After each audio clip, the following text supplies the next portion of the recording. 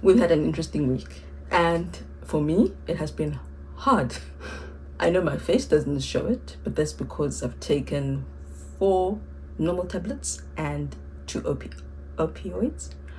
So this is a lot of medication that's talking through me right now.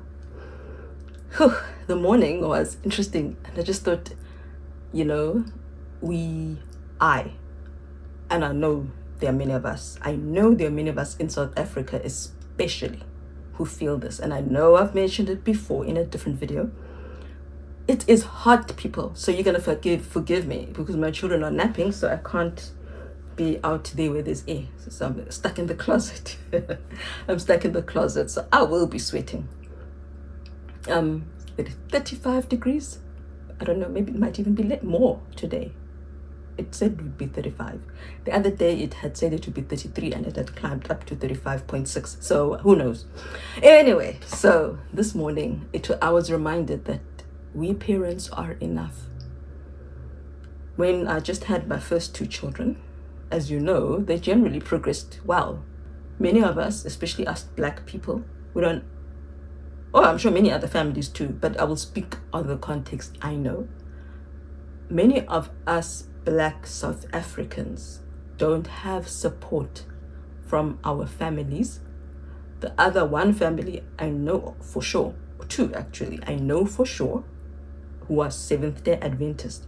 Their mothers, like mine, wanted them to go leave their children in the care of someone else and they go make money. So we don't have that support. We don't have anyone to celebrate with. My children went to visit their grandfather, my father, in September, which happened to be my son's birthday, one of my second son. And their grandfather, my dad, he never asked them anything about what grade they're in or what they're studying, what their favorite subjects are. You know, those questions that as a child you thought was so cliched, but it shows interest in the child. Well, no one ever asked me that, but I read, and apparently it's a cliched, irritating, roll your eyes question. Sorry, but I've seen, I've experienced. Not a single person in my extended family cares about how homeschooling is. And so I'm speaking to those people who are like me, where no one actually asks you in the family how you're doing, what the challenges are. As I said, my father didn't ask them anything about how the school is going, any struggles, what's your favorite subject, which subject are you good at. And he didn't ask my teenagers what they hope to do. He didn't even ask how far they are with their education, which is not surprising given he used to tell them, you must go to school. Telling my children, you must go to school, otherwise you won't have friends. Wow.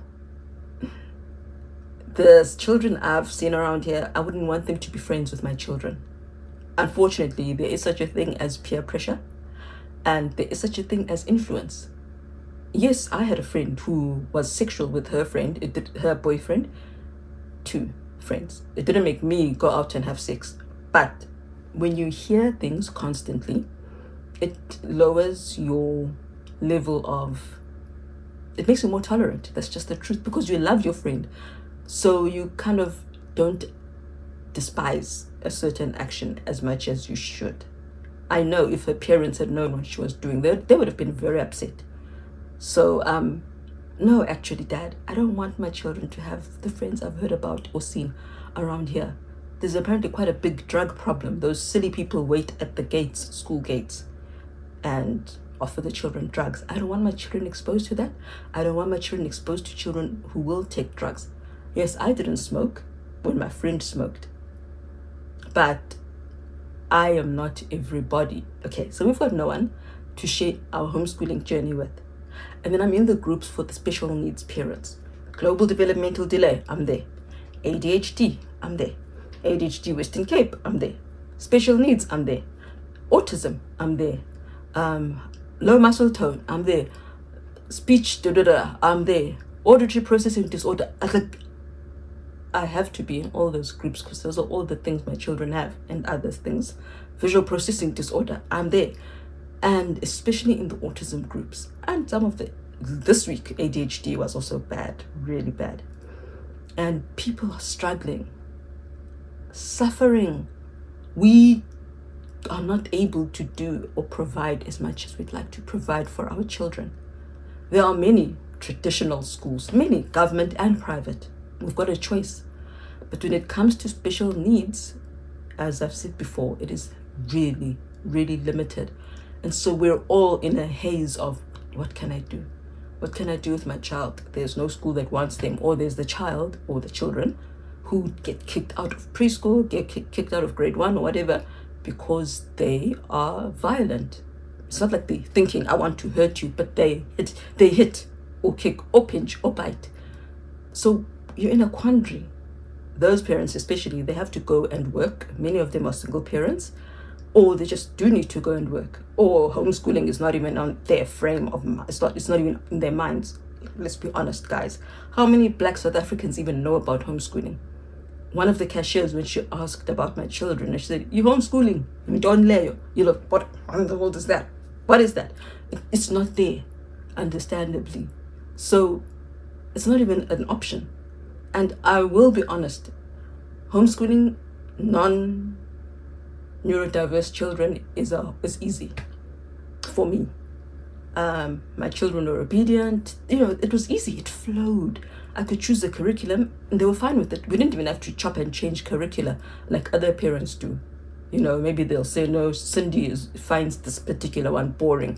How about Matthew C? At least with Matthew C, math hyphen the letter U hyphen SEE, Matthew C. It's more hands-on, it's more da-da-da. The children prefer it to textbook. My children, my older two, were perfectly okay with textbook and mom and field trips. Now I can't even take field trips because my one child I know is unpredictable. And that is sad. And even if she gets there and she's happy, she will be off, gone. She's not actually looking at what is around. She's not looking at the lion. We can't say to her, or I can't say to her, "Look, Rati, it's got 4 legs. Let's count." Or, "Hey, look at that thing on the bum. What is that?" And then ask them, is it a tail? That's how we learned for the younger children. But I don't have that with my girl. My severely autistic angel, she might hear you, but she's not. 99% of the time she doesn't answer. 80% of the time I'm not even sure that she understands. I've seen an adult autistic, well, I haven't seen him. I'm friends with him. I've linked up with him on Instagram and I followed his blog. He's actually Swedish, but he tries and writes in English. He uses a program. I'm really glad that he's translating his stuff into English. And at age 27, he was told that he's got the brain of a 12-year-old. Like, that's his IQ or ability. I don't know what you call it. And he himself says, well, part of what he hates about going to the shops is that when people start saying things that are complex, he can't understand them. I don't even know what complex thing someone would say at the shop. But then he just leaves. He turns around and goes back home. So if the 27-year-old can't understand what I'm sure is simple to us language, what more a 4-year-old who can't even express to me what she does or does not understand? Go to my 8-year-old and 9-year-old, who they will say something, or they'll come back from a drive with their father. And then my 8-year-old will say, "Mom, does Dad have driving skills?" And I'm thinking, I don't actually know what you mean. I know he can drive. You know he can drive. You just come out of a car with him. What do you mean? And I ask him to rephrase it. He doesn't know. He knows Dad can drive, so that's not actually what he's asking. But he can't tell me what he's asking. I, therefore, if he's just using words and they make sense in a sentence, they're grammatical, they are sensible, I will use words grammatically, sensibly. I don't know that he understands what I'm saying. Because obviously he's hearing words, but he doesn't understand the meaning at all. So, my goodness, guys, I can't explain how painful this is and how relentless it is. It's not something you can ignore. You can't forget that your children don't understand. You can't forget that your children, I was actually looking at photos. I was pregnant with the twins, and then they were in my arms as babies. And then at age 2, there's another picture then when my child can now pull me, my non-speaking one, she's pulling me. And here we are, age 4. She is still pulling me. I keep hoping that, she will outgrow those things, because I can't teach anybody when I'm being pulled. I can't even teach her. And, there will be things like, she'll want us to do something like this. This is what I mean by, I don't know where she is intellectually. Well, this is not what I mean. I can tell that she's not intellectually all there. Sorry to put it that way. But we can't test her because she can't express herself. So she will want us to do something like, she'll bring this and she'll bring this, and you must put it together on top, and then it must balance, period. If you don't, if you refuse, if you tell her it's impossible, she will scream and cry. And she actually screamed the one time, I thought she'd broken her leg. It was an agonized scream. And in her head, she's thinking, why are you denying me this thing? In our minds, we're thinking, why are you asking for the impossible? And it's on and on and on. I wish I could explain the strain I'm under daily, minute by minute. Even if I'm not there, like if I'm doing this now, I know they're going to wake up and I need to be quick because they're going to come rushing in, and then they'll want something impossible.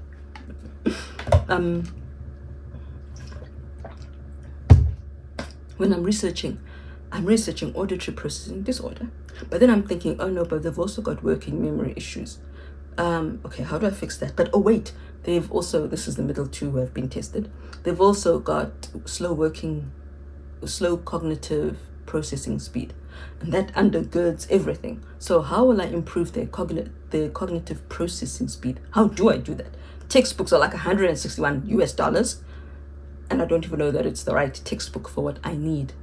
It's all these things, and all the professionals seem to be in a totally different province to where I am, who mentioned actually working on that.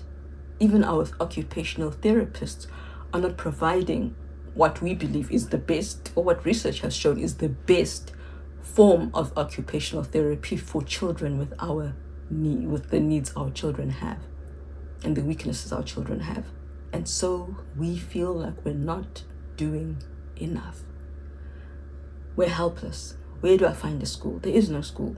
Well, you can try this school, but it's a government school. You'll have a 2-year waiting list. And, we feel so hopeless, so helpless, so desperate, because the problem is now, not tomorrow. I applied at a school which seems like a good fit. Last year, I think I wrote to them in July, I don't know when. And they said, okay, they'll let me know in November, because that's when they send out applications. They didn't send one out. And they said, but don't worry, if there's no space in December, there might be space in June 2024. Might. I can't live on might. I need help now. We need our daughter to be able to communicate. Forget the pulling. Yes, that is a big problem, but that one I don't think everyone can solve. There's no solution for mom, come, and mom, do this, mom, do that, mom, give me cereal. There are little joys though. When she will say, want cereal. So she's moved from some cereal, she will say, want cereal. It's good. It is good. Except I wish you would want to play, want blocks as opposed to wanting to eat, But we will take that. We do appreciate that. We do appreciate that if we have it. There are some mothers who don't even have that, where the child will post video and the child is hitting themselves against a wall. I know I've given that example before. And just crying, and they don't know why. They don't know. Other thing is lack of information. Parents will send their children to school not knowing how awful it is for many autistics. The smells are overwhelming. The noise is overwhelming. The children are overwhelming. The colors, everything. You should see what autistic people say about school. School is hard. So they also, who know better about why, so one person will say, my child goes to school. At home, they're fine. But when they're at school, they become aggressive and they hit themselves on the desk. And I'm thinking, how do I tell this mother that perhaps the noise of the chalk on the board is killing that child? How do I tell the mother that the best choice she can make for her child, as she knows, is actually awful for her child? How do you do that? You can't, because I don't have an alternative for her. It's not like I will say to her, don't send your child to school, bring them to me, I'll homeschool them. Because I'm one of those people who, don't tell me I'm doing something wrong if you don't have an alternative, or as in, I'm parenting wrong if you're not going to tell me here's the right way to parent. It's not helpful. It's not helpful to then leave someone with no hope. And because the children don't speak, some of them, she can't even ask that, okay, Johnny, why are you upset? Why do you feel this way? There are adults who say they can't even tell you that they feel pain. And I think that's where my daughter might be also. So they feel a sensation. They know that, okay, I bumped my knee, but they can't even say this is sore, or this is ticklish, or this is hunger. So they don't eat. They need to be reminded. They set reminders to eat because they don't feel hungry. They know there's a sensation, but it's not telling them I need to eat. So now how do you help a little child if there are adults who are like that? How do you help a child tell you, no, there's too many colorful, everyone's painting is assaulting me. The colors are assaulting me. How does the child tell you that the noise of the aircon is too much for me? So that also doesn't help. When your child is always away, you don't get to see the patterns. How will a child who can't speak tell the mom that it's the aircon? I hear the humming aircon and I can't think, and it's on the whole day. Or the whispers, or the feet shuffling on the floor, or the coughing. Guys, so even the mothers who do know, they want a safe space for their children. Like me, I want a safe space where there are only 6 children in a class maximum, and each child has a specific adult who is watching and helping them. It's almost impossible for that to happen, especially in Africa. So we feel helpless and hopeless and like we are failing our children. And that is one of the hardest things, because we're not failing them because we don't love them. We're not failing them because we're not trying. And I'm in pain, as you know. And then we have the research that I have to do, the schools I cannot find. It has been a bad week. Emotionally, it is bad. And physically, it is tiring. And there's no rest. There is no rest. Mothers know there's no rest. Even with neurotypical children, there's no rest. But it is easier. I am not lying. I'm not comparing, but I've raised all types of children. It is easier when the child can communicate, when the child can keep themselves busy, and when they can keep themselves busy by doing something that will not destroy them or kill them or destroy your house. When they are actually reading. Like my older 2, I mentioned that from age 6, you'll find them locked up in a wardrobe on their tummies, watching a sermon, or in a closet watching a sermon. That was my children, age 6 and 7. That was my first set. Come to my second set of children.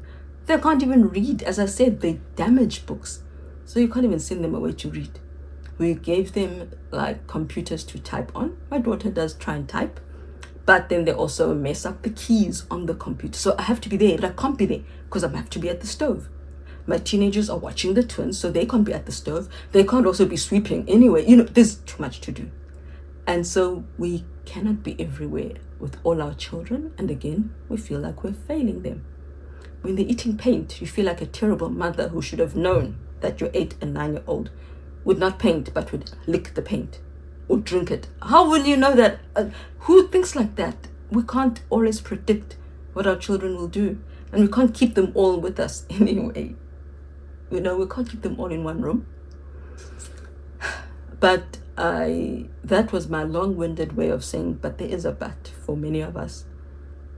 We feel like we're failing our children, but sometimes all our children, our special needs children, as I said, I'll keep using that phrase for now. All our children with special additional needs, with many diagnoses, need Sometimes all they need is a mom. Not a therapist, not a doctor mom, not a nurse mom, just mommy.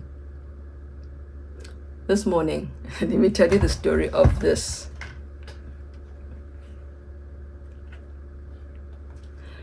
And I was also waiting. I was waiting for my pain tablets to kick in so that I can actually move. And so I finally went out, and my little girl, my non-talking girl, I don't know what to call her. I don't like the word pre-verbal because it imposes the it imposes on the child it's almost like you're forcing them that they will speak. You will speak or else. But she's not non-verbal or non-speaking because she does have words. So I'll just say, I've forgotten what it is. It's something speaking, and something speaking, that kind of thing. Not always speaking, mostly not speaking. I'll call it that. My mostly not speaking daughter comes to me. She hands me this and she says, "Too many." Okay. Too many? Too many? What?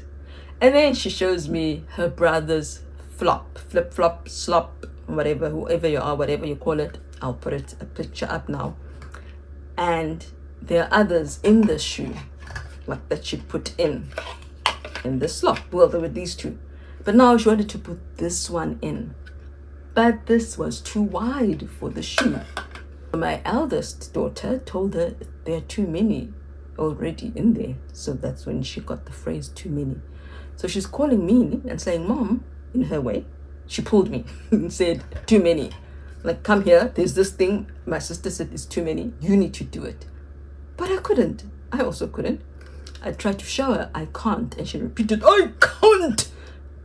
And yeah, she wouldn't understand. So I thought, I know what I can do. See, all they need is a mommy. She was really upset. It is illogical what she wants, and we can't tell them that. And we do need to make sure that we try and reach their hearts. So I thought, let me get their dad's tacky. That's what we call it. Their dad's tacky. We call it a tacky in South Africa. And let me try and put them all in.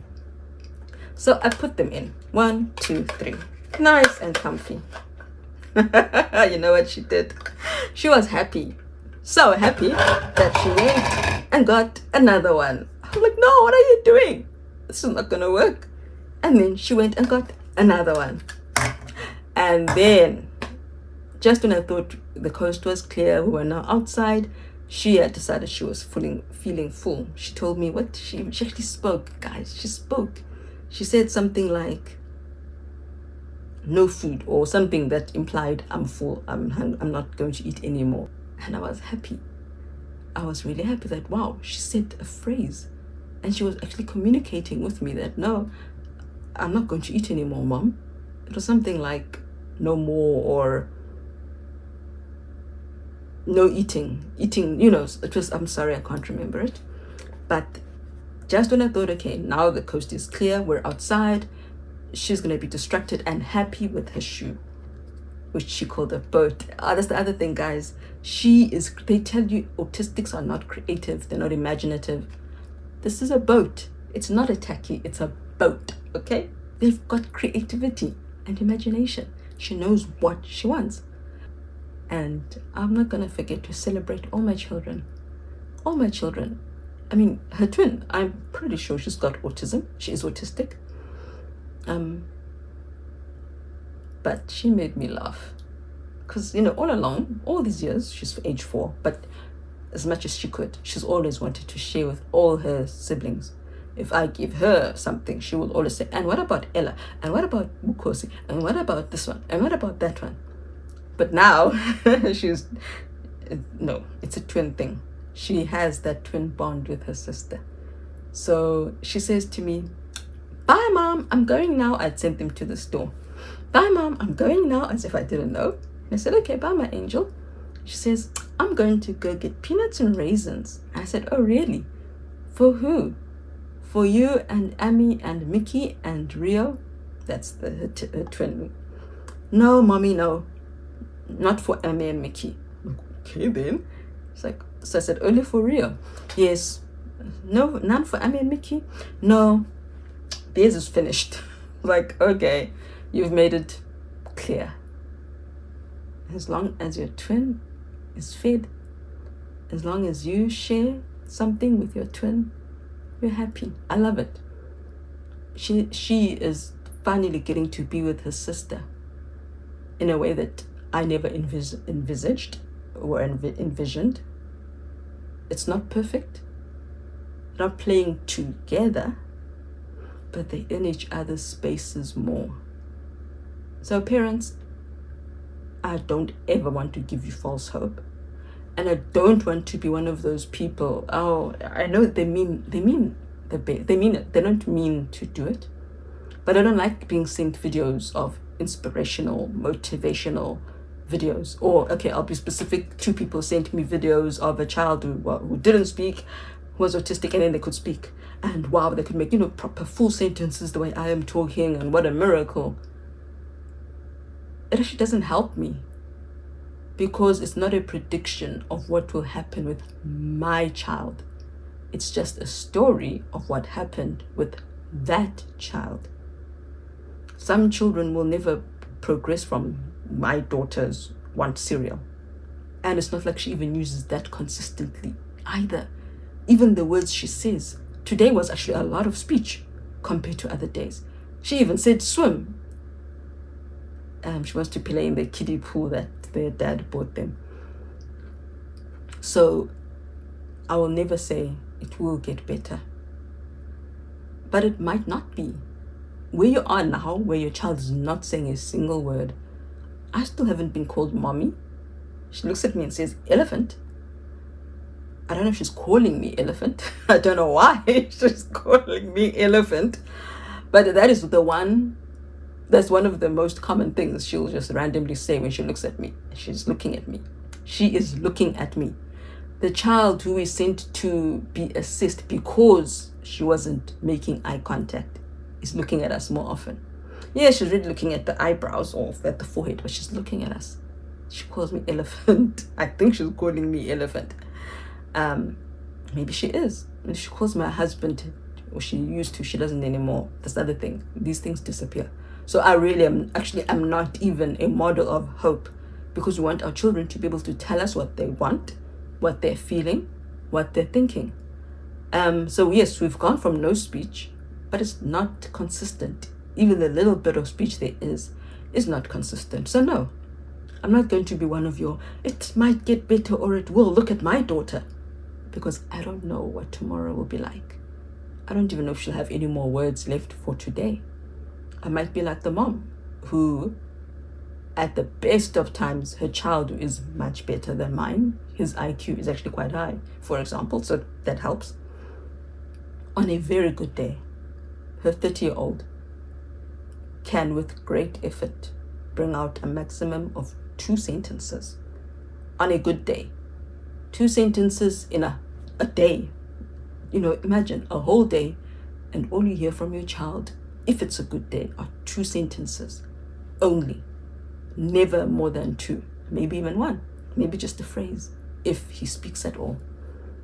So no, parents, I'm not going to be one of those, it's going to be wonderful, look, my child went off to high school and I was in university and has a PhD. I don't want those stories, because when you've met one child with autism, you've met one child with autism. My autoimmune disease is not going to be like yours. My AS is not going to be like hers. Her AS is not going to be like his. It's all different. The paths they vary. It's one disease, one disorder, one disability, one dysfunction, similar symptoms. But they all work out or show out, I'll make up that phrase, differently. And so no, my child is not a poster child for you, what will happen for other children or to other children. Your child might be the one who at age 4 suddenly is speaking in complete sentences and calls you mommy, calls you daddy, and says, come here, mommy. Maybe they'll do it when they're 14. Maybe they never will. But I can hope with you that there will be some moments. And I know, actually I can promise you, there will be moments where you don't have to be searching how to help them. Where all they need is your presence. Where all they need is you sitting next to them, playing with their puzzle. And that's another thing I wanted to share. I've been reading a book called DIR Floor Time because it was suggested by the OT, and I had studied it and I actually wanted to do the program, but it's quite expensive. So I bought the book at the beginning of last month. It finally arrived, and it was saying one of the things you can do is play with your child. So when they've got a puzzle and they're putting pieces in, you come and join them and you take a piece and put it in so that you're playing together, even if you're not looking at each other. I tried that. I'll see if I can find a photo of the thing we were doing or playing with. So I found her, and I said, "Oh, you've got purple. Here's yellow." She got angry. So I thought, okay, like so many other tips, it might work for one autistic child or two, but it won't work for all autistic children. It isn't working for mine. But then I told my husband that, I tried this and I thought at least it might work, because the other things will not work. Things like if she's a sensory seeker, if she runs around a lot and likes sensory, she likes being squeezed, then you must make her pull or push a heavy basket or heavy whatever, or do wheelbarrow walk. She will not understand that she must put her arms up and walk them forward. And she doesn't really copy our actions. So even when we are doing things, all of us, because her other talkative twin, she copies and joins in when we're doing the occupational therapy workouts for my middle two. But she's not interested in that. So this one I thought it might work. So I told my husband, wow, this failed. I don't actually know what I can even use yet from the book. I haven't finished it. Time. So then what he did was, he came to the house. She wasn't there. Into the room. And then she came and he thought, there she is, let me try. So he started first and put on a yellow bead. It's one of these like stick things that you put on, and they're different colored beads, different shapes, and you put them into, it's like a fine motor thing where you, almost like the same concept for these, where you put them on the standing thingy and then you put them on like that. Yes.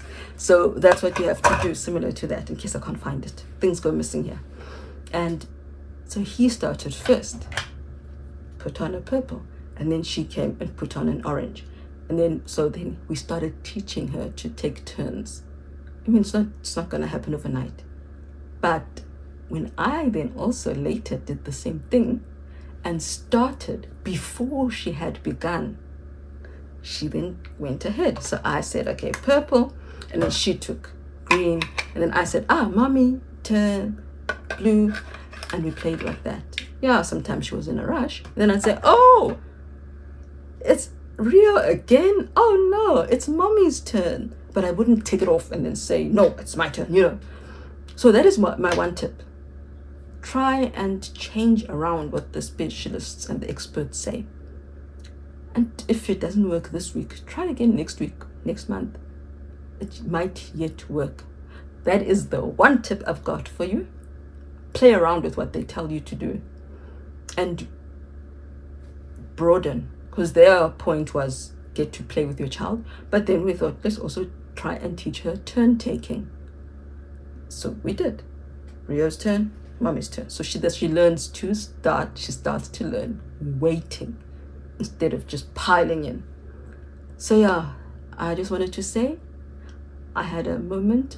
I realized those are my 2 tips for my special needs parents. Sometimes you don't need to be therapy mom, therapy dad. You don't need to be reading and researching and trying to teach them to not be scared, or doing therapy for their sensory processing disorder. They just need your wisdom as an adult. And play around with what the experts tell you. Do it your way. Do it your child's way. Because after all, the expert doesn't know your child. They just know autism. You know your child better than anybody else ever could. And just know, there are lots of us who are desperate and lonely, who don't have anybody who gets it. And that's okay, because there are people who do try to get it. And that's enough for me.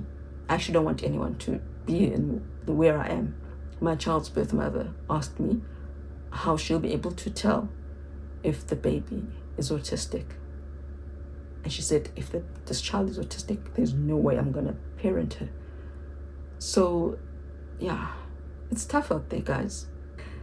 You can't prepare for the future. But I do hope that we find someone who will care about us, worry about us like I have. I don't have family. I began by talking about how we don't have family. But I will end by opening my Sabbath. Sabbath is coming soon. By being thankful. Thankful for my friends, very few, who get it. Who are struggling themselves, but I don't know how you do it. How do you balance being sick with not being able to rest, not being able to take care of yourself because you're caring for children? How do you handle their own, the things they need, the diapers that even my 9 and 8-year-old are still wearing at night? There's a lot. And so for them to, try and put themselves in my shoes, to tell me, I'm worried about you, I don't know how you're doing it, that is honestly what I appreciate. Because I also don't know how I'm doing it. This week was bad. I really felt hopeless, desperate. I wished someone else could get onto the MacBook or the laptop, and look for learning centers, because I can't find any, and I've been searching for months, and I'm tired. I'm tired of hitting brick walls. I wrote to a place that looked perfect, but they needed my child to be potty trained. My child can't even sit 2 seconds, even when she needs to sit, and understands why she's sitting. Okay, now it's prayer time, I need to sit. To sit on some strange item and she doesn't know why, it's beyond her. So potty training, I'm not even going to try. Why set ourselves up to fail? So that was a bust. It was so close by, it was perfect, but it's another dead end. So this week was hard, because I can't, as the psychiatrist herself said, homeschooling many children is easy. It's one thing, it's not easy, but when they've all got different special needs, then you have to be a therapist, and you can't do therapy on multiple children all at one time. My older children, I could leave them with something to read.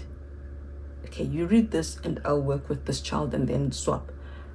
With my angels now, I have to be with each of them all the time. And it's impossible. So like the parents who write in my groups that they're desperate, they don't know where to go send their children. I understand. I also don't know where to send my child. And for me, who's a homeschooling mom, there's quite a bit of guilt as well that I can't be a homeschooling mom for all. But I literally can't unless I kill myself in the process, die in the process. So I'm thankful that I could just be mom. I'm thankful also that I have a friend who did tell me this week that she's worried about me. Maybe next week will be better. Maybe next week my infection will be gone, at least. Maybe something will appear. I don't know where.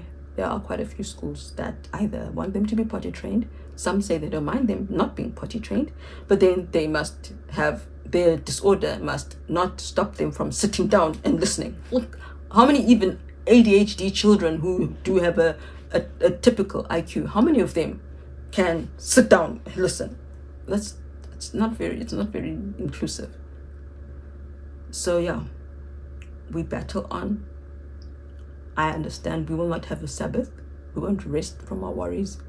We won't rest from our symptoms, nor our children's symptoms, traits, whatever people want to call them. But I will also rest in the knowledge that someone besides God is thinking of me. And while I worry about them, they worry about me. And as for old friends who got in touch this week, I don't know when they'll see this, if they will. Thank you also. I hope you find the help you need. I know one step only is a diagnosis. After that, it's finding treatment. That's a whole other ball game. I hope you will have a peaceful, calm Sabbath for those who will watch this just before Sabbath or on Sabbath. God loves us. We might not feel it. He loves us. And He has promised us something better than this. Sometimes that's all we can just do. Just tell ourselves we're 1 hour closer to this something better. And we are. We may not feel happy, enthused. Oh, I know. The other thing that made me feel good. My daughter's birth mom. She never finished high school. But my daughter's birth father, he never even finished primary school. My daughter's birth mom, when we met them back then, 9 years ago, the first letter she sent, she had said she's going to start matric. She had hoped to do night school, but then some of her work, she was working at a bakery at the time. That's the job she found. Unfortunately, they also did night shifts. So the night school for matric went out the door. So she never finished high school. And I've seen in so many foster care books and just autobiographies, especially with people overseas. I don't actually read many South African books. But the parent will say, I stayed on the farm working for my dad and I'm fine and I never finished high school, so why should you? Who do you think you are? You're getting too big for your britches, that kind of thing. I've seen it. Or just the mother doesn't care, could care less how their children's education is going. I know there's lots of that in our country. And my daughter's birth mother and the daughter, my daughter's birth sister, they're not okay, guys. Financially, even with the job, it wasn't exactly like she was an executive. It was a low-paying job, and I don't know when she lost that. So they've been sharing one bed for the two of them, teenage daughter and her mom, and now there's a baby. And despite her mom, the mom of this little girl, teenager, 18-year-old, getting very sick, almost dying, she wrote exams not knowing what will happen to her mom. She passed matric. I'm so happy. Ah, man. It was emotional. It really was. To see her get further than where her mother got. To know that her mother supported her. I know there was a time she got very upset. And I know she supported her. Because the girl, who also has a very good head on her shoulders, she went to a study group. Unfortunately, it was only the boys who seemed to care. And my child's birth mom got extremely angry because she was worried that she'll end up like she is, pregnant, no supportive man. So she really got angry with her and she was like, Mom, we were studying. And it turned out they really had been studying and they'd gone overtime. But they were doing school. So I'm proud of both of them. For the mom, for letting her go and study and not keeping her home, saying you've got chores to do. That's what happened to some of us. For her mom, for supporting her. I don't know how she did it. For helping her. And as she said herself, when I congratulated her, she said, no, I really am happy. I've been praying that she would be better than I was. Which is so heartbreaking. And that she would go further than I ever went. And that she'd have a better future. This is step one. A big step. Now we need to hope that she gets funding from the government to study. And then we need to hope that she chose the career that really does suit her. And that she does well. but the first step is done. She finished high school.